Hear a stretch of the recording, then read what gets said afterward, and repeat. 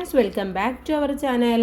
6ാം ക്ലാസ്സിലെ എല്ലാ കൂട്ടുകാർക്കും പുതിയൊരു വീഡിയോയിലേക്ക് സ്വാഗതം. ഇന്ന് നമ്മൾ നോക്കാൻ പോകുന്നത് നിങ്ങളുടെ മാത്സിൻ്റെ 1ാമത്തെ പാഠഭാഗമാണ്. ഓക്കെ, മലയാളം മീഡിയമാണ് ആദ്യം നോക്കുന്നത്, പിന്നെ നമുക്ക് ഇംഗ്ലീഷ് മീഡിയം നോക്കാം. അപ്പോൾ ആദ്യത്തെ പാഠഭാഗം, ഈ 1ാമത്തെ ഭാഗം ടെക്സ്റ്റ് ബുക്കിൽ വരുന്നത് 6 പാഠഭാഗങ്ങളാണ്. 1ാമത്തേത് കോണുകൾ, 2ാമത്തേത് ഭിന്നം ഫലരൂപം, 3ാമത്തേത് വ്യാപ്തം, 4 ഭാഗക്കണക്കുകൾ, 5 ദശാംശ രൂപങ്ങൾ, 6 ഗുണിതങ്ങളും ഘടകങ്ങളും. ഓക്കെ, അപ്പോൾ നമുക്ക് ഓരോ പാഠഭാഗങ്ങളായിട്ട് നോക്കാം. ആദ്യത്തേത് കോണുകൾ എന്നുള്ള പാഠഭാഗമാണ്. ഇവിടെ നമുക്ക് വരകൾ ചേരുമ്പോൾ എന്നുള്ള ടോപ്പിക്കാണ്. കുത്തിനെയും ചെരിച്ചും വരകൾ ചേർത്ത് പലതരം രൂപങ്ങൾ വരച്ചത് ഓർമ്മയുണ്ടോ? നമ്മൾ 5ാം ക്ലാസ്സിലെ പുസ്തകത്തിൽ പഠിച്ചിട്ടുണ്ട്, വരകളും വട്ടങ്ങളും എന്ന പാഠഭാഗത്ത്. അപ്പോൾ ഇവിടെ ഈ ചിത്രങ്ങളിൽ 4 മൂലകളുണ്ട്. ഓരോ മൂലയിലും 2 വരകൾ ചേരുന്നു എന്ന് പറയുന്നുണ്ട്. ഇവിടെ 1ാമത്തെ ചിത്രം ആയിട്ടുള്ള ഇതാണ് 1ാമത്തെ ചിത്രം. ഇതിൽ ഏതാണ് 4 മൂലകൾ എന്ന് പറയുന്നത്? ഇതൊരു മൂല, ഇതൊരു മൂല, ഇതൊരു മൂല, ഇതൊരു മൂല. 4 മൂലകളാണുള്ളത് അല്ലേ. ഇനി ഈ ചിത്രത്തിലോ ഇവിടെയും 1, 2, 3, 4 മൂലകൾ കാണാൻ വേണ്ടി കഴിയുന്നുണ്ട്. ഇനി അടുത്ത 3ാമത്തെ ചിത്രം നോക്കൂ. ഇതിലോ 1, 2, 3, 4 എല്ലാത്തിലും എന്താണ് 4 മൂലകൾ ഉണ്ടെന്ന് നമുക്ക് മനസ്സിലായി. ഇനി ഓരോ മൂലയും 2 വരകൾ ചേരുമ്പോഴാണ് ഉണ്ടാകുന്നത്. അഥവാ ഈ മൂല ഉണ്ടാകുന്നത് ഈ വരയും ചേരുമ്പോഴാണ്. ഇവിടെയോ ഇതും കൂടെ ചേരുമ്പോഴാണ്. ഇവിടെ ഈ 2 വരകൾ ചേരുമ്പോൾ, ഇവിടെ ഇതിൽ ചേരുമ്പോൾ. അങ്ങനെ തന്നെ ഓരോ ചിത്രത്തിലും 2 വരകൾ ചേരുമ്പോൾ മാത്രമാണ് അവിടെ ഒരു മൂല എന്നുള്ളത് ആയി മാറുന്നത്. അല്ല എന്നുണ്ടെങ്കിൽ അതൊരു മൂലയായിട്ട് മാറില്ല എന്ന് അർത്ഥം. ഓക്കെ, അപ്പോൾ എല്ലാത്തിലും 2 വരകൾ ചേരുമ്പോഴാണെന്ന് മനസ്സിലാക്കി വെക്കുക. ഇനി ആദ്യത്തെ ചിത്രത്തിൽ ഇങ്ങനെ ചേരുന്ന വരകളുടെ ജോഡികൾ വെവ്വേറെ നോക്കാം. നമ്മൾ പറഞ്ഞ കാര്യം തന്നെയാണ് ഒന്നുകൂടെ എക്സ്പ്ലെയിൻ ചെയ്ത് പറയുന്നത്. ഇതെന്താണ്, ഈ 4 ചിത്രം എന്ന് പറയുന്നത് ആദ്യത്തെ ചിത്രത്തെ ഡിഫറെൻ്റ് ആയിട്ടുള്ള രൂപത്തിൽ മുറിച്ച് വെച്ചതാണ്. ഓക്കെ, ഓരോ ഭാഗങ്ങളാണ്. ഇപ്പോൾ ഇവിടെ നോക്കൂ, ഈ ഒരു ഭാഗം എന്ന് പറയുന്നത്, ഈ ഒരു ഭാഗം, ഈ 2 വരകൾ ചേരുമ്പോഴാണ് ഇവിടെ എന്താവുന്നത്, ഒരു മൂല ഉണ്ടായി മാറുന്നത്. ഇവിടെയും അങ്ങനെ തന്നെയാണ്. ഈ 2 വരകൾ ചേരുമ്പോൾ ഇവിടെ മൂലയാകുന്നു. ഈ വരയും കൂട്ടി യോജിക്കുന്നിടത്ത് മാത്രമാണ് എന്തുണ്ടാകുന്നത്, അവിടെ മൂല എന്നുള്ള സംഭവം ഉണ്ടായിട്ട് മാറുന്നത്. അല്ല എന്നുണ്ടെങ്കിൽ ഈ വര ഇങ്ങനെ പോവാണ്, ഈ വര ഇങ്ങനെ പോവാണ്, തൊടുന്നില്ല എന്നുണ്ടെങ്കിൽ അവിടെ മൂല ഉണ്ടാവുമോ? ഇല്ല. കൂടിച്ചേരുമ്പോൾ മാത്രമാണ് മൂല എന്നുള്ള പ്രതിഭാസം ഉണ്ടാകുന്നത്. ഇനി ഇവിടെ 2ാമത്തെ ചിത്രത്തിലെ വരകളാണ്. ഇവിടെയും 2 വരകൾ ചേരുമ്പോഴാണ് മൂല ഉണ്ടാകുന്നത്. ഇവിടെയും 2 വരകൾ ചേരുമ്പോൾ മൂല ഉണ്ടാകുന്നു. ഇവിടെയും 2 വരകൾ ചേരുമ്പോൾ, ഇവിടെയും 2 വരകൾ ചേരുമ്പോൾ. അപ്പോൾ ഇതിൽ നിന്നും മനസ്സിലാക്കേണ്ടത് 2 വരകൾ ഒരു ബിന്ദുവിൽ കൂട്ടിമുട്ടുമ്പോൾ ഉണ്ടാകുന്ന രൂപത്തിനെയാണ് നമ്മൾ കോണ് എന്ന് പറയുന്നത്. ഓക്കെ, അപ്പോൾ ഈ മൂലയുടെ മറ്റൊരു പദമാണ് ഈ മൂല എന്ന് പറയുന്നത്. ഇതിനെയും നമ്മൾ മൂല എന്ന് പറയും, പക്ഷെ ഇതിനെയാണ് നമ്മൾ എന്ത് പറയുന്നത്, കോണ് എന്ന് പറയുന്നത്. അപ്പോൾ ഇതെല്ലാം എന്താണ്, ഇതെല്ലാം ഒരു കോണാണ്. ഓക്കെ, കോണ് അല്ലെങ്കിൽ ആംഗിൾ എന്ന് പറയും. അപ്പോൾ 2 വരകൾ ഒരു ബിന്ദുവിൽ കൂട്ടിമുട്ടുമ്പോൾ, ഇപ്പോൾ 2 വര പൂവാണ്, ഇങ്ങനെ ഒരു വര പൂവാണ്, ഇവിടെ ഒരു വര പൂവാണ്, ഇത് കൂട്ടിമുട്ടുന്ന ഭാഗം ഇതാണല്ലേ. ഇതിനെയാണ് നമ്മൾ എന്ത് പറയുന്നത്, കോണ് എന്ന് പറയുന്നത്. അപ്പോൾ അത് കൂട്ടുകാരും മനസ്സിലാക്കി വെക്കുക. അപ്പോൾ ആദ്യം വരച്ച 3 രൂപത്തിലും 4 കോണ് വീതം ഉണ്ട് അല്ലേ. മേലെ ആദ്യം കണ്ട 3 എണ്ണത്തിലും എന്താണ്, 4 കോണ് വീതമാണ് ഉള്ളത്. ഈ 3 ചിത്രത്തിലെയും താഴത്തെ ഇടതുമൂലകളിലെ കോണുകൾ മാത്രം നോക്കുക. ഓക്കെ, അപ്പോൾ ഇവിടെ നോക്കൂ, 1ാമത്തേതിൽ ഇതെന്താണ്, ഇത് ഇങ്ങനെ വന്നിട്ടുള്ള ഒരു സ്ട്രെയിറ്റ് ലൈനാണ് അല്ലേ. ഇങ്ങനെയും 2 സ്ട്രെയിറ്റ് ആയിട്ടുള്ള ലൈനാണ് പോകുന്നത്. അപ്പോൾ ഏകദേശം ഇവിടെ കോണ് എന്ന് പറയുന്നത് ഇത്രയും കോണ് നമുക്ക് കിട്ടും, കാരണം ഇത്രയും ഡിസ്റ്റൻസ് ആണ് അത് തമ്മിൽ ഉള്ളത്. ഇനി അടുത്തത് നോക്കൂ, ഇത് ഇങ്ങനെയാണ്, അവിടെ ഇത്തിരി കുറച്ചും കൂടെ ചെറുതാണ്, ഇത്രയും ഡിസ്റ്റൻസ് മാത്രമേ ഉള്ളൂ. ഇനി അവസാനത്തെ ചിത്രത്തിൽ ഇടത്തെ കോൺ എന്ന് പറയുന്നത് ഇത്രയേ ഉള്ളൂ, വളരെ ചെറുതായിട്ടുള്ള ഡിസ്റ്റൻസ് ആണ് അത് ഉള്ളത് എന്ന് മനസ്സിലാക്കുക. ഇനി ഇതിൽ നടുവിലെ ചിത്രത്തിലെ വരകൾ വലതുവശത്തുള്ള ചിത്രത്തിലെ വരകളേക്കാൾ അല്പം കൂടി വിടർന്നതല്ലേ അല്ലേ. വലതുവശത്തെ ആദ്യത്തെ ചിത്രമാണ് നല്ല വിടർന്നിട്ടുള്ളത്, 2ാമത്തേത് കുറച്ച് വിടർവ് കുറവാണ്, 3ാമത്തേത് അതിനേക്കാൾ കുറവാണ്. ഇടതു ചിത്രത്തിൽ കുറേ കൂടി വിടർന്ന് മുകളിലെ വര കുത്തനെയായിട്ടാണ് മാറിയിട്ടുള്ളത് അല്ലേ. അഥവാ ഇങ്ങനെയാണ് വന്നിട്ടുള്ളത്. എങ്ങനെയാണ്, ഈ രൂപത്തിലാണ് വന്നിട്ടുള്ളത്. അപ്പോൾ നിവർന്ന് നിന്നിട്ടാണ് വന്നിട്ടുള്ളത്. അപ്പോൾ വലതുവശത്തുള്ള കോണ് ഏറ്റവും ചെറുത്, നടുക്കുള്ളത് ഇതിനേക്കാൾ വലുത്, ഇടതുവശത്തുള്ള കോണ് ഏറ്റവും ചെറുത് എന്ന് നമുക്ക് പറയാം, ഏറ്റവും വലുത് എന്ന് പറയാൻ വേണ്ടി പറ്റും. അഥവാ അപ്പോൾ പറഞ്ഞ കാര്യം എന്ന് പറയുന്നത് ഇതെന്താണ്, ഇത് നല്ല ചെറുത്, അതിനേക്കാൾ കുറച്ചും കൂടെ വലുത് ഇതെന്താണ്, നല്ല വലുത് എന്നാണ് അവിടെ ഉദ്ദേശിക്കുന്നത്. ഇനി അടുത്തതായിട്ട് ഈ ചിത്രങ്ങൾ നോക്കുക. ഇവിടെ എന്താണ്, ഇതിൽ ഏതാണ് വലിയ കോണ് എന്ന് പറയുന്നത് കൂട്ടുകാരെ? ഇതാണോ വലിയ കോണ് എന്നാണ് ചോദിച്ചിട്ടുള്ളത്. ഇവിടെ ഇതിന് ഇത്രയും വിരിവുണ്ട്, ഇതിന് ഇത്രയും വിരിവുണ്ട്. അപ്പോൾ ഏതാണ്? ഇതാണ് ഏകദേശം വലുത് എന്ന് പറയുന്നത്. ഇനി വലതു ചിത്രത്തിലെ വരകളാണല്ലോ കൂടുതൽ വിടർന്നിരിക്കുന്നത്, അതുതന്നെയാണ് വലിയ കോണ് എന്ന് പറയുന്നത്.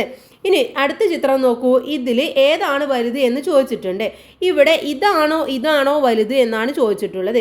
ഇവിടെ ഇത്രയും രണ്ടും തമ്മിലുള്ള വിടവുണ്ട്. ഇതിൽ ഏതാണ് വലുത് എന്ന് നമുക്ക് പറയാൻ വേണ്ടി പറ്റില്ല.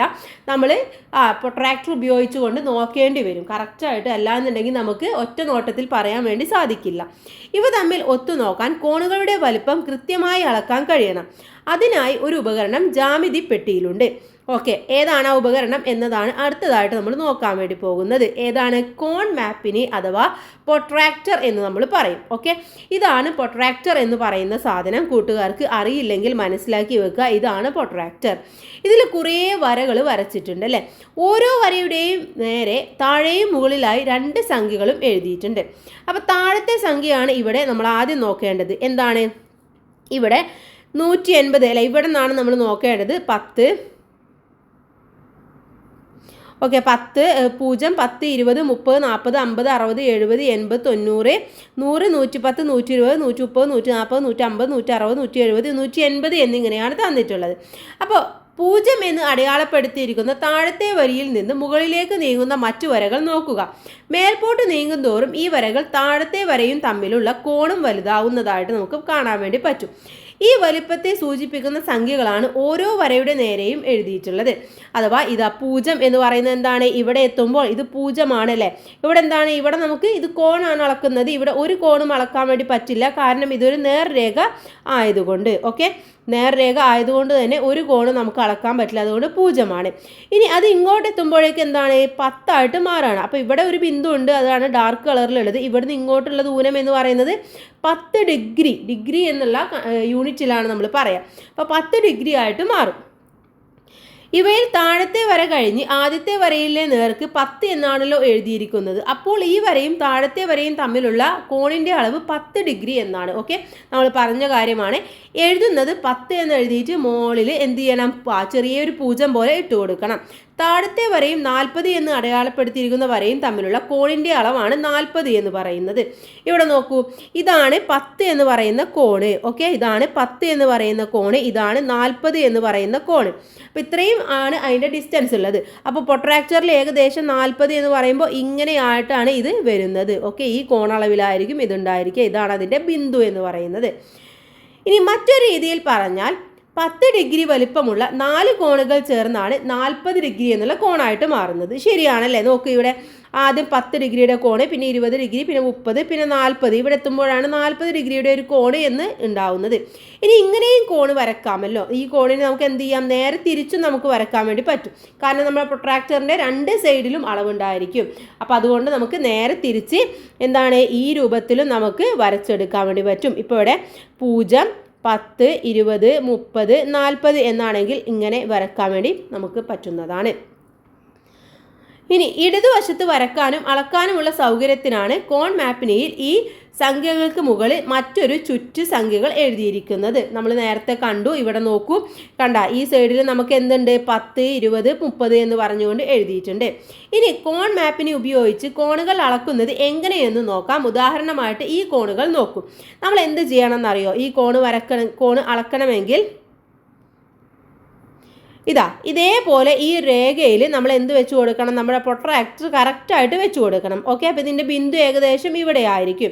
നമ്മുടെ ഈ ഒരു 2 രേഖകളും തമ്മിൽ കൂട്ടിമുട്ടുന്നിടത്ത് വേണം നമ്മുടെ ഈ പ്രൊട്രാക്ടറിൻ്റെ ഡാർക്ക് കളർ വരേണ്ടത്. എന്നിട്ട് നമ്മൾ ഇവിടെ അളന്ന് നോക്കുക. ഓക്കെ, 10, 20, 30, 40, 50. അപ്പോൾ നമുക്ക് കിട്ടും 60. അപ്പോൾ ഇങ്ങനെയാണ് നിങ്ങൾ കോൺ അളക്കേണ്ടത്.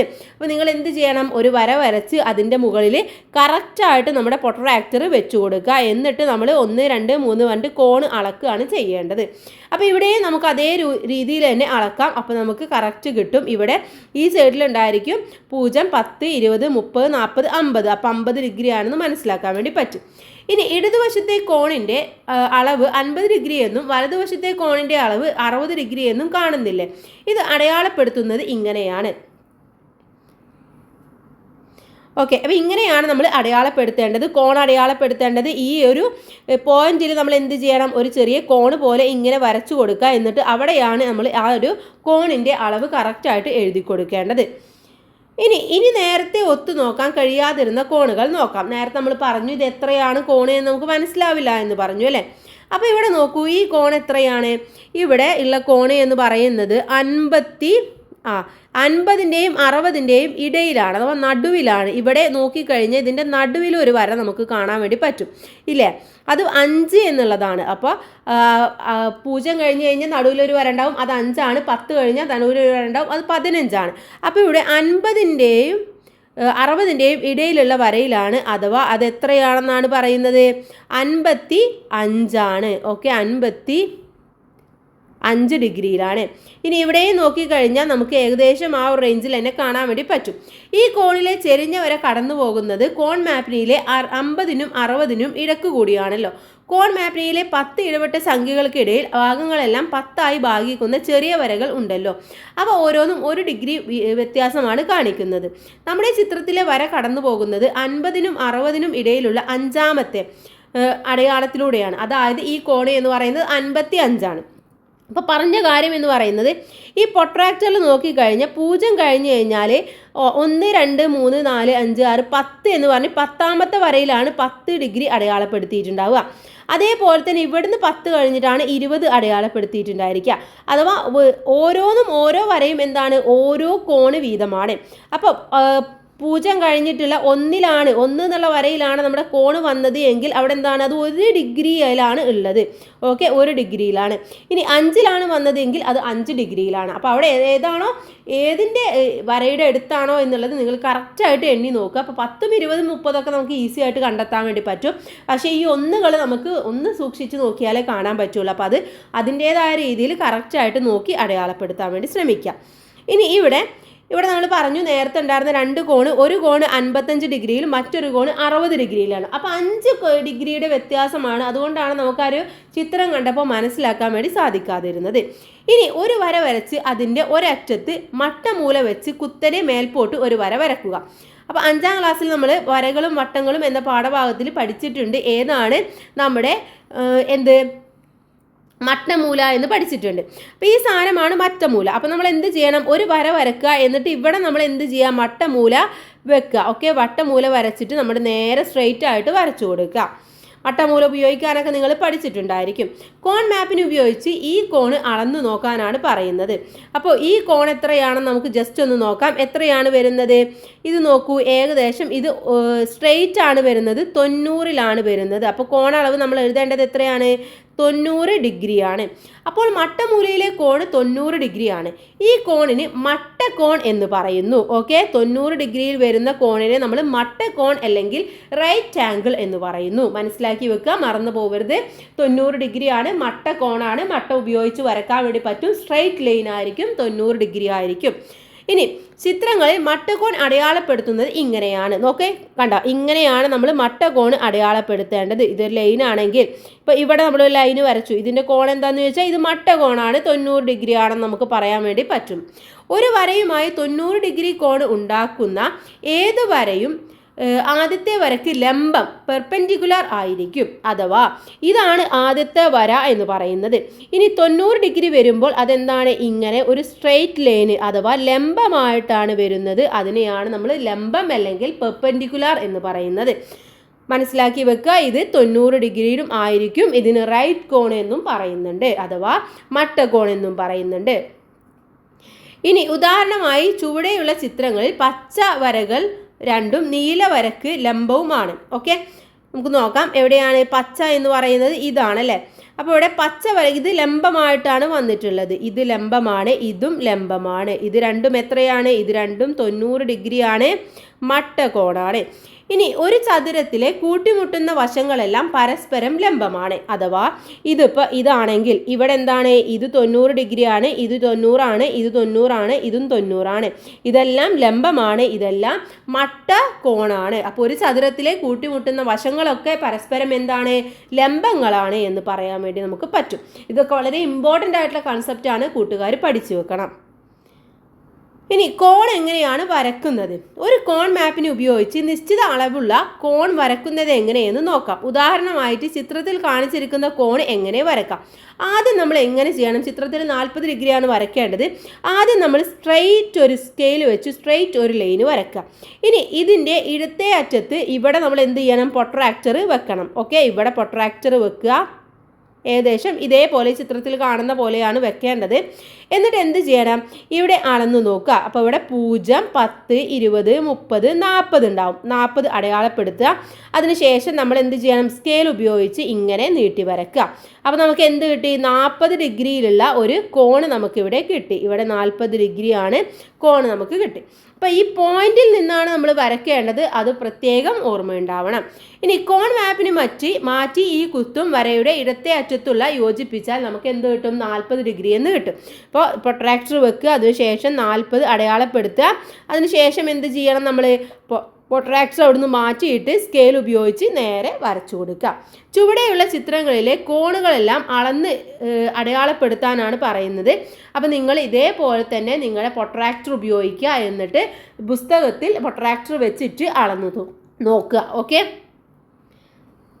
അടുത്തത് ഇവിടെയും അതുപോലെ തന്നെ തന്നിട്ടുണ്ട്. അതുപോലെ ചുവടെ വരച്ചിരിക്കുന്ന ചിത്രങ്ങൾ നോട്ട്ബുക്കിൽ വരക്കാനും പറയുന്നുണ്ട്. ഇതൊക്കെ വരക്കുമ്പോൾ നിങ്ങൾ ആദ്യം എന്ത് ചെയ്യണം? ഇപ്പോൾ ഇത് വരക്കുകയാണെങ്കിൽ ആദ്യം സ്ട്രെയിറ്റ് ലൈൻ വരക്കുക. പ്രൊട്രാക്ടർ ഈ പോയിന്റിൽ വെക്കുക. എന്നിട്ട് 50 ഡിഗ്രി ഇവിടെ അടയാളപ്പെടുത്തുക. അതിനുശേഷം സ്കെയിലും പെൻസിലും ഉപയോഗിച്ചിട്ട് ഇത് വരച്ചു കൊടുക്കുക. ശേഷം നമ്മൾ എന്ത് ചെയ്യണം? പ്രൊട്രാക്ടർ ഇവിടെ വെക്കണം. അപ്പോൾ സ്കെയിൽ നമ്മൾ എടുക്കേണ്ടത് 4 സെൻറ്റിമീറ്റർ ആണെന്ന് അവിടെ മെൻഷൻ ചെയ്തിട്ടുണ്ട്. അതിനുശേഷം നമ്മൾ പ്രൊട്രാക്ടർ ഇവിടെ വെച്ചിട്ട് 50 ഡിഗ്രി എടുക്കുക. 50 ഡിഗ്രി നമ്മൾ അടയാളപ്പെടുത്തുക, വരച്ചു കൊടുക്കുക. അപ്പോൾ ചിലപ്പോൾ ബാക്കി ഉണ്ടാവും, അത് നമ്മൾ മായ്ച്ച് കളയുക. ഓക്കെ, എന്നിട്ട് ഏകദേശം ഈ രൂപത്തിലായിരിക്കണം വരേണ്ടത്. ഇതേപോലെ തന്നെയാണ് ആദ്യം 5 സെൻറ്റിമീറ്റർ എടുക്കുക. അതിനുശേഷം മട്ടം വെച്ചിട്ട് നമ്മൾ എന്ത് ചെയ്യണം? ലംബം വരച്ചു കൊടുക്കുക. ഇത് 90 ഡിഗ്രിയാണ്. ലംബം അടയാളപ്പെടുത്തുക. എന്നതിന് ശേഷം ലംബം വരച്ചു കൊടുക്കുക. ഇവിടെ എടുക്കുക, 30 ഡിഗ്രി അടയാളപ്പെടുത്തുക. രണ്ടും കൂടെ കൂട്ടി യോജിപ്പിക്കുക. ബാക്കിയുള്ളത് നമ്മൾ മായ്ച്ചു കൊടുക്കുക. അതേപോലെ തന്നെയാണ് ഇതേം ചെയ്യേണ്ടത്. ഇത് 6 സെൻറ്റിമീറ്റർ വരക്കുക. അതിനുശേഷം നമ്മൾ ചെയ്തു നോക്കുക. നിങ്ങൾക്ക് എന്തെങ്കിലും ഡൗട്ട് ഉണ്ടെങ്കിൽ ജസ്റ്റ് കമൻറ്റ് ചെയ്യുക. അപ്പോൾ നമ്മൾ പ്രൊട്രാക്ടർ വെച്ചിട്ട് നമുക്ക് പറ്റുന്ന രീതിയിൽ പറഞ്ഞ് കാണിച്ചു തരാൻ വേണ്ടി പറ്റും. ഓക്കെ, ഇനി അടുത്തത് വൃത്ത വിഭജനമാണ്. കോൺ മാപ്പിന് ഒരു അർദ്ധവൃത്തം, അതായത് പകുതി വട്ടം ആണല്ലോ. ഇതെന്താണ്? ഇതാണ് നമ്മുടെ പ്രൊട്രാക്ടർ അല്ലെങ്കിൽ കോൺ മാപ്പിന് എന്ന് പറയുന്നത്. ഇതെന്താണ്? ഒരു സർക്കിൾ അല്ലെങ്കിൽ ഒരു വട്ടം എന്ന് പറയുന്നത് ഇങ്ങനെയായിരിക്കും. പക്ഷേ ഈ വട്ടത്തിൻ്റെ പകുതിയാണ് ഇത് എന്ന് പറയുന്നത്, അല്ലേ? ഇത് പകുതിയാണ്. ഇത് മുഴുവനാകണമെങ്കിൽ ഇങ്ങോട്ടും കൂടെ എക്സ്പാൻഡ് ചെയ്തിട്ട് താഴേക്കും കൂടെ വേണ്ടതാണ്. ഇതിലെ ഏറ്റവും മുകളിലുള്ള ചെറിയ വര ഈ വൃത്തത്തിൻ്റെ 180 സമഭാഗങ്ങൾ ആക്കുന്നു. അഥവാ ഒരു പ്രൊട്രാക്ടർ എടുത്തു കഴിഞ്ഞാൽ, ഇപ്പോൾ ഇത് പ്രൊട്രാക്ടർ ആണെങ്കിൽ ഇത് 0 മുതൽ 180 ഡിഗ്രി വരെയാണ് ഒരു പ്രൊട്രാക്ടറിൽ ഉണ്ടായിരിക്കുക. അപ്പോൾ 180 ഭാഗങ്ങളായിട്ടാണ് ഒരു പ്രൊട്രാക്ടറിനെ നമ്മൾ കാണേണ്ടത്. അതായത് ഈ വരകൾ നീട്ടി അർദ്ധവൃത്തത്തിൽ കേന്ദ്രവുമായി യോജിപ്പിച്ചാൽ ഒരേ വലിപ്പത്തിലുള്ള 180 കോണുകൾ നമുക്ക് കിട്ടും. ഇത് കേന്ദ്രമാണെന്ന് വിചാരിക്കുക. അപ്പം നമ്മൾ പറഞ്ഞു 1, 2, 3, 4 അങ്ങനെ വരച്ചു കഴിഞ്ഞാൽ എത്ര കിട്ടും? 180 കോണുകൾ നമുക്ക് ഇതിൽ നിന്നും ഉണ്ടാക്കാൻ വേണ്ടി പറ്റും. അഥവാ ഒരേ വലിപ്പത്തിലുള്ള 180 കോണുകൾ ഒരു പ്രൊട്രാക്ടറിൽ നിന്നും നമുക്ക് ഉണ്ടാക്കാൻ വേണ്ടി പറ്റും. ഇനി ഈ കോണുകൾ ഓരോന്നിൻ്റെയും വലിപ്പം എന്തായിരിക്കും? 1 ഡിഗ്രി ആയിരിക്കും, അല്ലേ? ഓരോന്നും 1 ഡിഗ്രി വെച്ചിട്ടാണ് നമ്മൾ ചെയ്യുന്നത്. അപ്പോൾ ഒരു അർദ്ധവൃത്തത്തിൽ 181 ആരങ്ങൾ ഒരേ അകലത്തിൽ ഇടവിട്ട് വരച്ചാൽ അടുത്തടുത്തുള്ള ആരങ്ങൾ ചേരുന്ന കോണിൻ്റെ അളവാണ് 1 ഡിഗ്രി എന്ന് പറയുന്നത്. അഥവാ ഇത് 2 ആരമാണെന്ന് വെക്കുക. ഇത് രണ്ടും തമ്മിലുള്ള ഡിസ്റ്റൻസ് എന്ന് പറയുന്നത് എന്താണ്? 1 ഡിഗ്രി ആയിരിക്കും. ഓക്കെ, ഇനി അർദ്ധവൃത്തത്തിന് പകരം മുഴുവൻ വൃത്തം ഉപയോഗിച്ചാണ് ഇക്കാര്യം സാധാരണയായിട്ട് പറയുന്നത്. ഒരു വൃത്തത്തിൽ 360 ആരങ്ങൾ ഒരേ അകലം ഇടവിട്ട് വരച്ചാൽ അടുത്തടുത്തുള്ള ആരങ്ങൾ ചേരുന്ന കോണിൻ്റെ അളവ് 1 ഡിഗ്രി ആയിരിക്കും. അപ്പോൾ ഇത് 180 ആണ്. ഇനി ഇത് ഫുൾ വൃത്തമാണെങ്കിലോ കൂട്ടുകാരെ, അപ്പോൾ എന്ത് ചെയ്യും? ഈ 180 ഇവിടം കൂടെ വരും, അല്ലേ? 180 + 180 വരും. എത്രയാണ്? 360 കോണുകൾ നമുക്ക് ഇതിൽ നിന്നും ഉണ്ടാക്കാൻ വേണ്ടി പറ്റും. ഓരോ കോണിൻ്റെയും അളവ് എന്ന് പറയുന്നത് അല്ലെങ്കിൽ അകലം എന്ന് പറയുന്നത് 1 ഡിഗ്രി ആയിരിക്കും. 1 ഡിഗ്രി വലിപ്പമുള്ള കോണിൻ്റെ വശങ്ങൾ വളരെ അടുത്തായിരിക്കുമല്ലോ. അവ കുറേ നീട്ടി വരച്ചാൽ ഈ കോൺ കാണാൻ കഴിയും. അപ്പോൾ ഇതേപോലെ നമ്മൾ നീട്ടി വരച്ചാലേ നമുക്കിത് കാണാൻ വേണ്ടി കഴിയുള്ളൂ. അല്ല എന്നുണ്ടെങ്കിൽ അടുത്തടുത്തുള്ള ചെറിയ ചെറിയ വരകളായിരിക്കും. അപ്പോൾ നീട്ടി വരച്ചു കഴിഞ്ഞാൽ നമുക്ക് 1 ഡിഗ്രി കറക്റ്റായിട്ട് മനസ്സിലാക്കാൻ വേണ്ടി പറ്റും. മുകളിൽ പറഞ്ഞ കാര്യം തിരിച്ചും പറയാം. ഒരു വൃത്തത്തിൻ്റെ കേന്ദ്രത്തിൽ 1 ഡിഗ്രി ഇടവിട്ട് 360 ആരങ്ങൾ വരക്കാം. ഇവ വൃത്തത്തെ 360 സമഭാഗങ്ങൾ ആക്കുകയാണ് ചെയ്യുന്നത്. ശരിയാണല്ലേ? 360 ഇതേപോലെ 360 സമഭാഗങ്ങൾ ആക്കുന്നുണ്ട്. ഇനി 10 ഡിഗ്രിയിൽ ഇടവിട്ട് കഴിഞ്ഞാലോ? അപ്പോൾ നമുക്ക് എത്ര എണ്ണം കിട്ടും? ഏകദേശം 36 എണ്ണം നമുക്ക് കിട്ടും. 36 ആരങ്ങൾ നമുക്ക് കിട്ടും. അവ വൃത്തത്തെ 36 സമഭാഗങ്ങൾ ആക്കുന്നതായിട്ട് നമുക്ക് അറിയാൻ വേണ്ടി പറ്റും. അപ്പോൾ 1 ഡിഗ്രിയിൽ നമുക്ക് വരക്കുമ്പോൾ വളരെ ബുദ്ധിമുട്ടാണ്, വളരെ ചെറിയ ചെറിയ വരകളായിരിക്കും. ഇപ്പോൾ 10 ഡിഗ്രിയിൽ വെച്ചിട്ടാണെങ്കിൽ നമുക്കൊന്നും കൂടെ ഇതേപോലെ മനസ്സിലാക്കി എടുക്കാൻ വളരെ ഈസി ആയിരിക്കും. ഇനി 60 ഡിഗ്രിയിൽ ഇടവിട്ടാലോ? 60 ഡിഗ്രി ആണെങ്കിൽ എത്ര ഉണ്ടായിരിക്കും? ഒരു 60 അല്ലേ? ആദ്യത്തെ ഒരു 60, പിന്നെ ഒരു 60 ഉണ്ടായിരിക്കും. അപ്പോൾ 60 60 120 ആയി. പിന്നെ 60 ചെയ്യുമ്പോൾ 180 ആയി. അങ്ങനെ 1 2 3 4 5 6 എണ്ണം നമുക്ക് വരക്കാൻ വേണ്ടി പറ്റും. 60 ഡിഗ്രിയിൽ വരക്കുമ്പോൾ 6 ആരങ്ങൾ ഉണ്ടായിരിക്കും. 10 ഡിഗ്രിയിൽ വെച്ച് വരക്കുമ്പോൾ 36 ആരങ്ങൾ ഉണ്ടായിരിക്കും. 1 ഡിഗ്രിയിൽ വരക്കുമ്പോൾ 360 ആരങ്ങൾ ഉണ്ടായിരിക്കും. ഇനി ഈ ആരങ്ങളുടെ അറ്റങ്ങൾ യോജിപ്പിച്ചാൽ 6 വശങ്ങളുള്ള ഒരു രൂപം കിട്ടും. ഇതാണ്. ഓക്കെ, ഇതിൻ്റെ അറ്റങ്ങൾ നമ്മൾ പരസ്പരം ഇങ്ങനെ യോജിപ്പിച്ച് കഴിഞ്ഞാൽ നമുക്ക് എന്ത് കിട്ടും? 6 വശങ്ങളുള്ള ഒരു രൂപം കിട്ടും. ഈ രൂപം തന്നെ 3 വൃത്തങ്ങൾ ഉപയോഗിച്ച് 5ാം ക്ലാസ്സിൽ നമ്മൾ വരച്ചിട്ടുണ്ട്. നിങ്ങൾക്ക് ഓർമ്മയുണ്ടാകുമെന്ന് വിചാരിക്കുന്നു. അപ്പോൾ നമ്മൾ എന്ത് ചെയ്യാണ്? അതേപോലെ വരച്ചിട്ട് നമ്മൾ കളറൊക്കെ കൊടുത്തിട്ടുള്ള ഒരു ചിത്രമാണിത്. ഇതെന്താണ്? 60 ഡിഗ്രിയിൽ വെച്ചിട്ട് 6 ആരങ്ങളുള്ള ഒരു സർക്കിളാണെന്ന് നമുക്ക് പറയാം. അത് വെച്ച് നല്ല ഭംഗിയിൽ നമുക്ക് ഇതേപോലെ ചിത്രങ്ങളൊക്കെ വരച്ചെടുക്കാൻ വേണ്ടി പറ്റുന്നതാണ്. ഇനി 5 വശങ്ങളുള്ള രൂപം വരക്കണമെങ്കിലോ? 5 വശങ്ങൾ വരക്കുകയാണെങ്കിൽ നമ്മൾ എന്ത് ചെയ്യണം? 360 എന്ത് ചെയ്യണം? 360 ഡിവൈഡഡ് ബൈ ഹരിക്കണം 5. എത്രയാണ്? 72 ഡിഗ്രിയിൽ വെച്ചിട്ട് നമ്മൾ എടുക്കുക. ഓരോ കോണും 72 ഡിഗ്രിയിൽ വെച്ച് എടുക്കുമ്പോൾ ഏകദേശം ഈ രൂപത്തിൽ നമുക്ക് കിട്ടും. അപ്പോൾ കൂട്ടുകാർ എന്ത് ചെയ്യണം? ഇതേപോലെ നിങ്ങളൊന്ന് വരച്ചു നോക്കുക റഫായിട്ട്. അപ്പോൾ നിങ്ങൾക്ക് വരക്കാനും പഠിയും ഇങ്ങനെ വരുന്നുണ്ടോ എന്ന് നിങ്ങൾക്ക് മനസ്സിലാക്കാൻ വേണ്ടി പറ്റും. ഇനി ഇത് ചെയ്യാതെ നേരെ നിൽക്കാം. ആദ്യം വിലങ്ങനെ ഒരു ആരവും അതുമായി 90 ഡിഗ്രി -72 ഡിഗ്രി അങ്ങനെ 18 ഡിഗ്രി ഉണ്ടാക്കുന്ന ആരവും വരച്ച ശേഷം തുടർന്ന് 72 ഡിഗ്രി ഇടവിട്ടുള്ള ആരങ്ങൾ വരച്ചാൽ മതി. അപ്പോൾ എന്ത് ചെയ്യണം നമ്മൾ? ഇതേപോലെ നമ്മൾ 90 ഡിഗ്രിയിൽ നിന്നും ആദ്യം 72 കുറക്കുക. അപ്പോൾ ഒരു 18നെ നമുക്കിവിടെ ചെറുത് കിട്ടും. ആ 18 ആദ്യം വരക്കുക, അതിന് ശേഷം 72 എടുത്തിട്ട് വരക്കുക. അപ്പോൾ ഏകദേശം ഈ രൂപത്തിലായിരിക്കും വരുന്നത്. ഇനി ചുവടെയുള്ള വൃത്തങ്ങളിൽ മഞ്ഞ നിറമുള്ള ഭാഗവും പച്ച നിറമുള്ള ഭാഗവും മൊത്തം വൃത്തത്തിൻ്റെ എത്ര ഭാഗമാണെന്ന് കണക്കാക്കാനാണ് പറഞ്ഞിട്ടുള്ളത്. അപ്പോൾ നമുക്കിതിൽ ഓരോന്നായിട്ട് നോക്കാം. ഒന്നാമത്തെ ചിത്രം എന്ന് പറയുന്നത് ഇതാണ്. ഓക്കെ, ഇതിൽ ആദ്യം നമുക്ക് എന്ത് നോക്കാം? മഞ്ഞ ഭാഗം എത്രയുണ്ടെന്ന് നോക്കാം. ഓക്കെ, മഞ്ഞയാണ് നോക്കുന്നത്. മഞ്ഞ എത്രയാണ്? 20 ഡിഗ്രി ആണുള്ളത്. അഥവാ ഇത് മൊത്തം എത്രയാണ്? 360 ആണ്. അപ്പോൾ 20 ഡിവൈഡഡ് ബൈ 360 എന്ന് എഴുതി കൊടുക്കുക. എന്നിട്ട് നമുക്ക് ഈ പൂജ്യവും വെട്ടിപ്പോവും. പിന്നെ എത്രയാണുള്ളത്? 2 ഡിവൈഡഡ് ബൈ 36 ആണുള്ളത്. ഇനി 2 എന്ന് പറയുന്നത് 2ൽ എത്ര പ്രാവശ്യം പോകും? 1 പ്രാവശ്യം പോകും. 36 എത്രയുണ്ടെന്ന് നമുക്ക് നോക്കണം. 36 ഹരിക്കണം 2 ചെയ്ത് നോക്കുക. എത്രയാണ്? 2 1 കിട്ടും. 2 എത്രയാണ്? 16 എത്ര പ്രാവശ്യം പോകും? 8 അല്ലേ? അപ്പോൾ ഇവിടെ 8 തവണ പോകുന്നുണ്ട്. അഥവാ 1 ഡിവൈഡഡ് ബൈ 8 എന്ന് പറയുന്നതാണ് ഇതിലെ മഞ്ഞ ഭാഗത്തിൻ്റെ ഭാഗം എന്ന് പറയുന്നത്. ഇനി അടുത്തത് നമുക്ക് ഇതിലെ പച്ച നോക്കാം. ഓക്കെ, പച്ച എത്രയാണെന്ന് നോക്കാം. പച്ച എത്രയാണ് കൂട്ടുകാരെ ഉള്ളത്? പച്ച ഉള്ളത് വളരെ ഈസി ആയിട്ട് കിട്ടും അല്ലേ?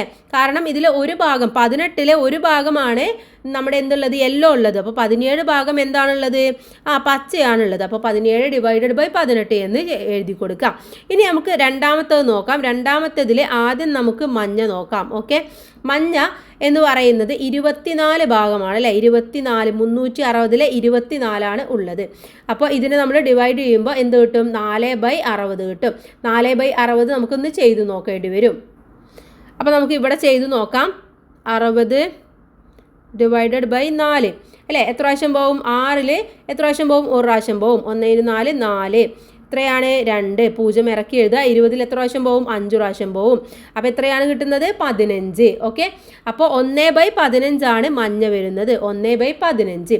അങ്ങനെയാണെങ്കിൽ പച്ച എത്രയാണെന്ന് വളരെ ഈസി ആയിട്ട് നമുക്ക് കിട്ടും. എത്രയാണ്? 14/15. ഓക്കെ, 14/15 ആണ്. ഇനി അടുത്തത് നമുക്ക് മൂന്നാമത്തേത് നോക്കാം. മൂന്നാമത്തേതിൽ ആദ്യം നമുക്ക് മഞ്ഞ നോക്കാം. മഞ്ഞ എന്ന് പറയുന്നത് എത്രയാണെന്ന് നോക്കാം. എത്രയാണ്? 54 ആണ് ഉള്ളത്. അപ്പോൾ 54 ഡിവൈഡഡ് ബൈ 360. അപ്പോൾ ആദ്യം നമുക്ക് 360 6ൽ എത്ര പ്രാവശ്യം പോകുന്നു നോക്കാം. 360 6ൽ പോകുന്നത് 360 ഡിവൈഡഡ് ബൈ 6 എത്ര പോകുന്നുണ്ട്? 60 പ്രാവശ്യം പോകുന്നുണ്ട്. ഓക്കെ, 60 പ്രാവശ്യം പോകുന്നുണ്ട്. 36 0. അപ്പോൾ എത്രയാണ്? 60 കിട്ടുന്നുണ്ട്. അപ്പോൾ നമുക്ക് ഇതിനെ ഒന്നും കൂടെ ചുരുക്കി എഴുതാൻ വേണ്ടി പറ്റും. 54ൽ 6 പോകുന്നത് 9 പ്രാവശ്യമാണ്. അപ്പോൾ 9 ഡിവൈഡഡ് ബൈ 60 എന്ന് എഴുതി കൊടുക്കുക. ഇനി നമുക്ക് എന്ത് നോക്കണം? 60ൽ ഈ 3 അല്ലേ, 9 പോകുന്നത് 3ലാണ്, 6ഉം 60ഉം പോകുന്നത് 3ലാണ്. അപ്പോൾ 3ൽ 60 എത്ര പ്രാവശ്യം പോകുന്നുണ്ട് എന്ന് നോക്കേണ്ടി വരും. 60 ഡിവൈഡഡ് ബൈ 3 എത്ര പ്രാവശ്യം പോകുന്നുണ്ട്? 6ൽ 2 പ്രാവശ്യം പോകും, 6 ബാക്കി 0. അപ്പോൾ എത്രയാണ്? 20. അപ്പോൾ എത്ര ഭാഗമാണ് കൂട്ടുകാരെ? 17 ഡിവൈഡഡ് ബൈ 20 ആണ്.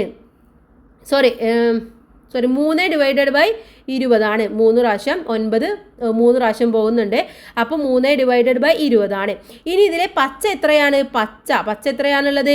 3 ഭാഗം 20ൽ 3 ഭാഗം യെല്ലോ ആണ്. അപ്പോൾ ബാക്കി എത്രയാണുള്ളത്? 17 ഭാഗം പച്ചയായിട്ട് വരും. 17 ഡിവൈഡഡ് ബൈ 20 എന്ന് വരും. ക്ലിയർ അല്ലേ? നമുക്കൊന്ന് ജസ്റ്റ് ഡിവൈഡ് ചെയ്യുക മാത്രമേ ചെയ്യേണ്ടതുള്ളൂ. ഇനി അടുത്തതും ഇതേപോലെ തന്നെയാണ്. ഇതും നമുക്ക് നോക്കാവുന്നതാണ്. ഓരോന്നായിട്ട് നമുക്ക് നോക്കാം. ഒന്നാമത്തേത് ഇതിന് 1 എന്ന് കൊടുക്കാം. ഇതിൽ 80 ഡിഗ്രിയാണ് എന്തുള്ളത്? മഞ്ഞ എന്നുള്ള ഭാഗം ഉള്ളത്. അപ്പോൾ നമുക്ക് ആദ്യം മഞ്ഞ കാൽക്കുലേറ്റ് ചെയ്യാം. മഞ്ഞ എത്ര കൊടുക്കാം? മഞ്ഞ 80 ആണുള്ളത്. അപ്പോൾ 80 ഡിവൈഡഡ് ബൈ 360. 360 എങ്ങനെയാണെന്ന് മനസ്സിലായില്ലേ? ഇനി എന്ത് ചെയ്യാം? ഈ 0 കൂടെ വെട്ടിപ്പോവാം. 8ഉം 36ഉം ആണുള്ളത്. Okay, 8 divided by 36. ഇപ്പോൾ 8 ഡിവൈഡഡ് ബൈ എത്രയാണ്? 2 ഡിവൈഡഡ് ബൈ 9 എന്ന് വരും. ഇനി ഇതിലെ പച്ച എത്രയാണ് കൂട്ടുകാരെ ഉള്ളത്? 9ൽ 2 ഭാഗം എന്ത് വന്നു? മഞ്ഞ വന്നു. അപ്പോൾ ബാക്കി 7 ഭാഗമാണുള്ളത്. 7 ഡിവൈഡഡ് ബൈ 9 എന്ന് വരും. ഇനി അടുത്തത് നോക്കാം. അടുത്തത് 108 ആണുള്ളത്. ഓക്കെ, വലിയ സംഖ്യയാണ്. 108 ഡിഗ്രി എന്തുണ്ട്? നമ്മുടെ മഞ്ഞയുണ്ട്. അപ്പോൾ ഇവിടെ അടുത്തത് 2 മഞ്ഞയുള്ളത് എത്രയാണെന്ന് നോക്കാം. മഞ്ഞ 108 ഡിവൈഡഡ് ബൈ 360 എന്ന് കിട്ടും. ഓക്കെ, എന്നിട്ട് നമുക്ക് 108നെ ഡിവൈഡ് ചെയ്ത് നോക്കുക. 108നെ എന്തുകൊണ്ട് ഡിവൈഡ് ചെയ്യണം? ഇത് രണ്ടും കൂടെ പോകുന്ന സംഖ്യ എന്ന് പറയുന്നത് 2 ആണ്. അപ്പോൾ 2 കൊണ്ട് ഡിവൈഡ് ചെയ്യുക. അപ്പോൾ നമുക്ക് എന്ത് കിട്ടും? 54 ഡിവൈഡഡ് ബൈ 180 എന്ന് കിട്ടും. ഓക്കെ, എന്നിട്ട് ഇതിനെ വീണ്ടും നമ്മൾ എന്ത് ചെയ്യണം? ഡിവൈഡ് ചെയ്യണം. ഇതിൽ രണ്ടും കൂടി പോകുന്ന സംഖ്യ എന്ന് പറയുന്നത് ഏതാണ്? 3 വെച്ചിട്ട് നമുക്ക് ഡിവൈഡ് ചെയ്യാം. ഓക്കെ, അപ്പോൾ 54 വരുന്നത് എത്രയാണ്? 3ൽ വരുമ്പോൾ 9 പ്രാവശ്യമാണ്. ഓക്കെ, അപ്പോൾ 9 ഡിവൈഡഡ് ബൈ 30 എന്ന് കിട്ടും. എന്നിട്ട് ഇതിനെ വീണ്ടും നമുക്ക് ഡിവൈഡ് ചെയ്യാം. 9 30 വരുന്നത് 3ൽ വരുന്നുണ്ട്. അപ്പോൾ എത്രയാണ്? 3 ഡിവൈഡഡ് ബൈ 10 എന്ന് വരും. ഓക്കെ, അപ്പോൾ മഞ്ഞ 10ൽ 3 ഭാഗവും മഞ്ഞയാണ് വന്നതെന്ന് മനസ്സിലായി. ഇനി പച്ച എത്രയായിരിക്കും? പച്ച എന്ന് പറയുന്നത് 7 ഭാഗമായിരിക്കും അല്ലേ? 7 ഡിവൈഡഡ് ബൈ 10 എന്ന് വരും. ഇനി അടുത്തത് നമുക്ക് മൂന്നാമത്തേതാണ് നോക്കേണ്ടത്. 3ൽ മഞ്ഞ വരുന്നത് 160 ആണല്ലേ? 150 ആണല്ലേ? അപ്പോൾ 150 ഡിവൈഡഡ് ബൈ 360. 0 വെട്ടിപ്പോവുക.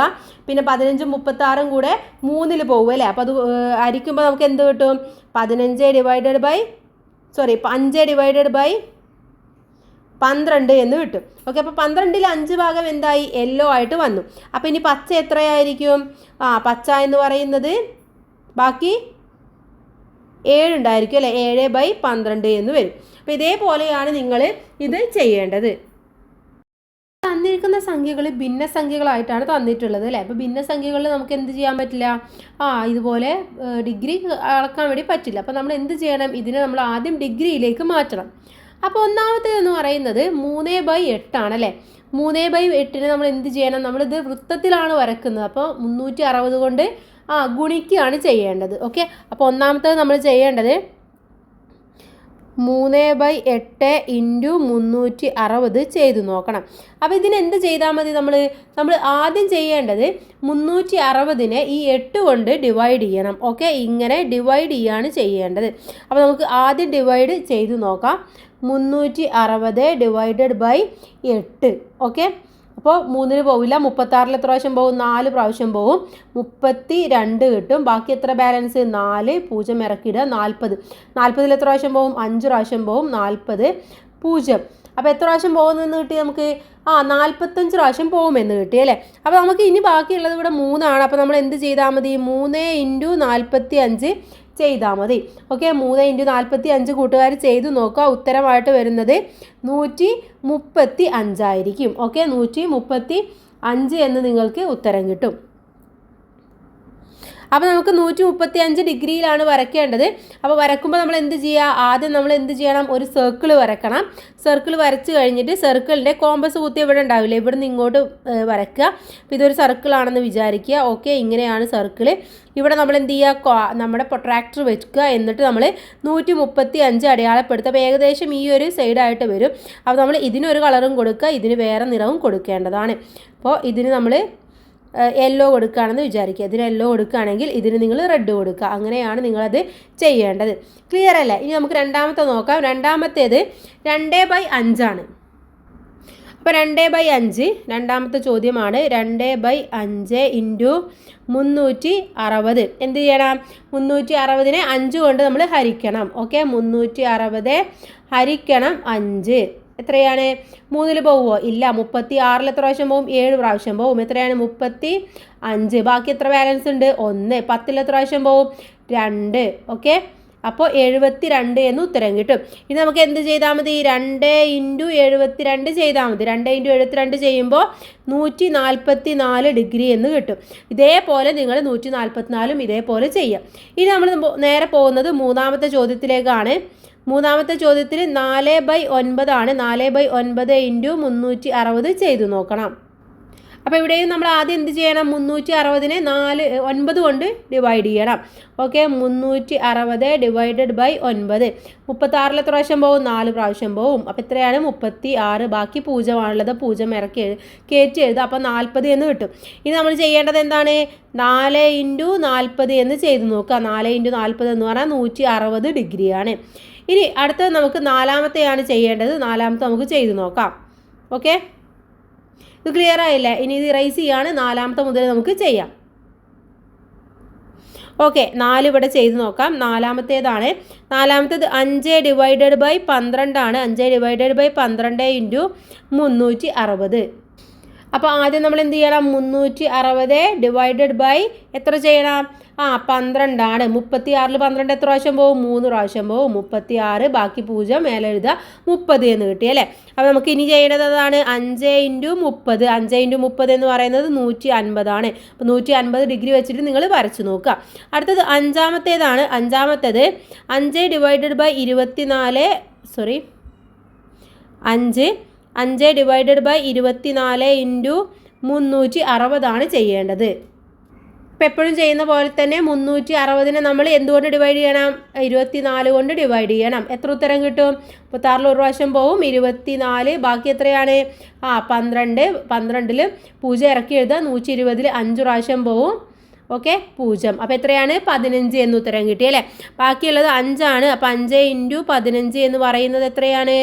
75 ആണ്. അപ്പോൾ 75 ഡിഗ്രിയിൽ നമുക്കിത് വരച്ചു നോക്കാം. അപ്പോൾ ഇത് കഴിഞ്ഞു. ഇനി അടുത്തത് മൂന്നാമത്തെ ചോദ്യമാണ്. ചുവടെ കാണിച്ചിരിക്കുന്ന ചിത്രങ്ങൾ വരക്കാനാണ് പറഞ്ഞിട്ടുള്ളത്.